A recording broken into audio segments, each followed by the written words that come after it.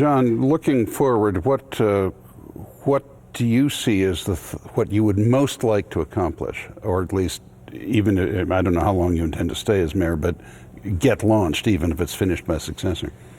This one project that I ran on called SmartTrack, which is a regional train service that runs all the way through the city and connects big concentrations of jobs at either end, is something that I'm determined to get done. And I got, it's a team effort, but I got $2.5 billion of support for that from Prime Minister Harper about a week ago. Mm-hmm. We've got support from the province for that of about the same order of magnitude, and so we're getting there to having the money.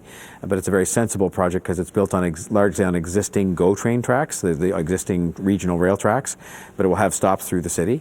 I'd like to get that done. Just so I know, or the viewers know, is this a system that runs, for argument's sake, from Montreal to Detroit? No, it runs from Mississauga to Markham. I see. It's just that's from across the eastern GTA. extremity of Toronto and out into the areas just outside the city. And it's basically built on existing track? Yes.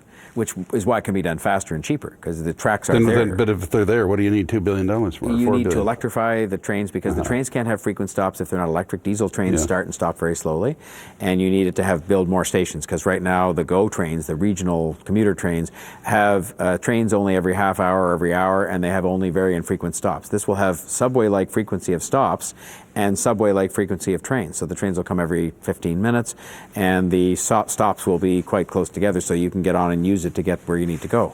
And that's what the money's spent for, building the stations, doing the electrification. It's expensive. It's a 53-kilometer train line, so it's a very long line. And at either end, in Markham and Mississauga, this is getting to be a very big yes, city, it's a transformational project. And at either end, there are hundreds of thousands of jobs today, and plans to develop those areas much further with jobs. And now, will this be also a significant alleviation of the commuter congestion? That's the whole idea. Commuter congestion, both cars and transit, because it'll provide another way to get around, other than if you like transit already, but this will be another transit line that's big and crosses the city. And it will, I think, help a lot of people to decide not to use their car anymore, because it'll be faster and cheaper.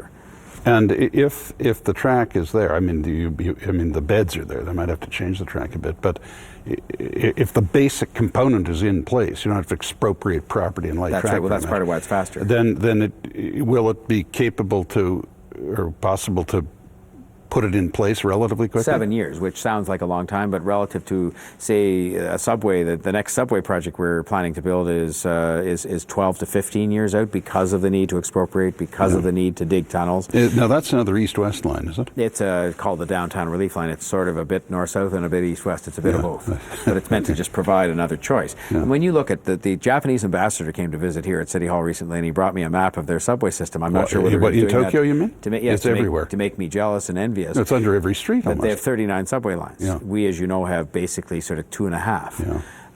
And there'll soon be a third. But having said that, 18, this transformational project is my biggest priority, because I came to office saying, for the sake of families, for the sake of social,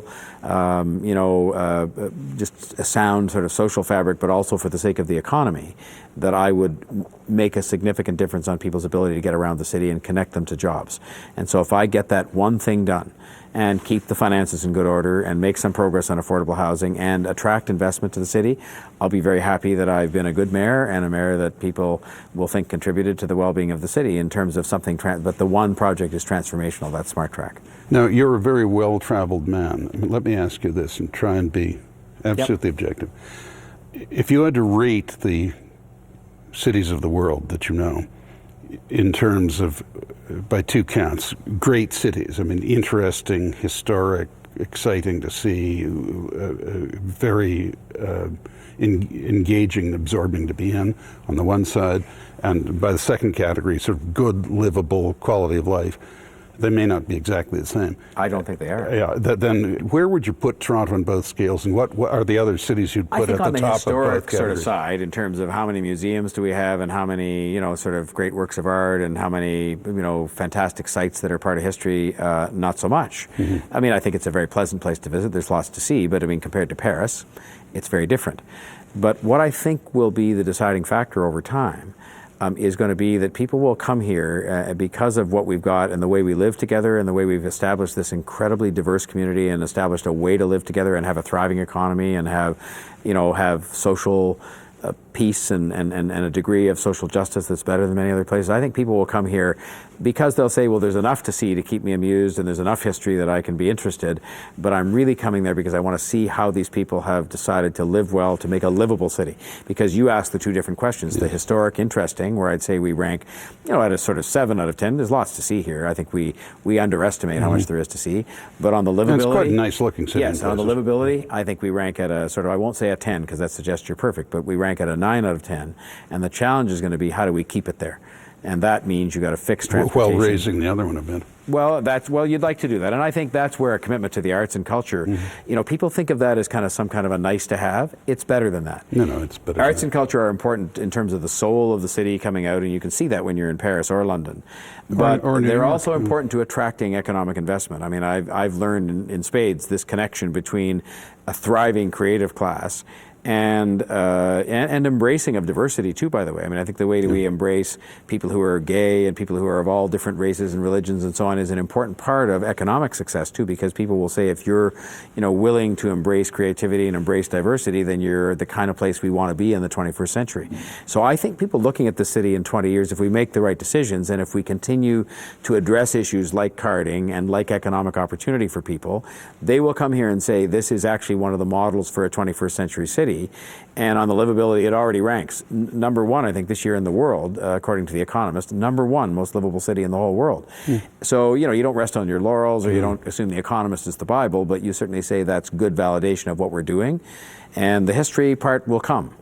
On that, I live in London part of the time, and I used to be a homeowner in New York too. And Londoners and New Yorkers were completely flabbergasted that this city didn't have an opera house before a few years ago. Just absolutely stupid. Well, there were 19 false starts. And again, this is part of the timidity. And you and I could have a whole different program where we talked about why government operates the way it does, but I essentially think there's a culture of fear that is set into public services now compared to the old days of when Mr. Roosevelt, Mr. King, and Mr. Pierce, public servants were bolder then because the consequences of making a mistake or going down the wrong path a little bit weren't the way they are now, where you're written up, on social media within minutes of something happening that's the slightest bit controversial. Failure is deemed to be sort of almost a capital offense. Whereas, you learn in business, I certainly did, that failure was a part of learning how to be successful and that failure happens.